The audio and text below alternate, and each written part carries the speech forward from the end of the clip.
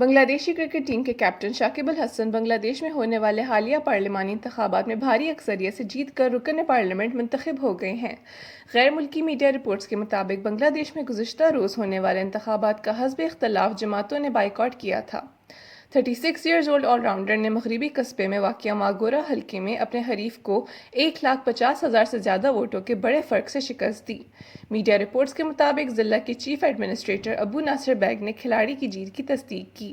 خیال رہے کہ انتخابات سے قبل بنگلہ دیشی کرکٹ ٹیم کے کیپٹن شاکب الحسن نے اعتراف کیا تھا کہ انہیں انتخابات میں کسی سنگین رکاوٹ کا سامنا نہیں ہے، لیکن پھر بھی فکر مند ہیں کہ وہ کرکٹ اور سیاست میں توازن برقرار رکھ سکے۔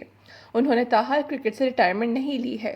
وہ بیک وقت تینوں کرکٹ فارمیٹس میں ICC number 1 all rounder ranking رکھنے والے واحد کرکٹر ہیں۔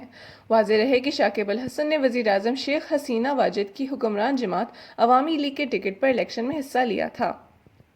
میڈیا رپورٹس کے مطابق حسینہ واجد نے بھی اپنے آبائی حلقے سے 8ویں مرتبہ کامیابی حاصل کر لی ہے، جبکہ BNP سمیت بنگلہ دیش کی تمام اپوزیشن جماعتوں نے حکومتی انتقامی کارروائیوں، گرفتاریوں اور سزاؤں کو بنیاد بنا کر انتخابات کا مکمل بائیکاٹ کیا۔ مزید ایسی ویڈیوز دیکھنے کے لیے ہمارے چینل کو سبسکرائب کریں اور بیل آئیکن کو دبانا نہ بھولیں۔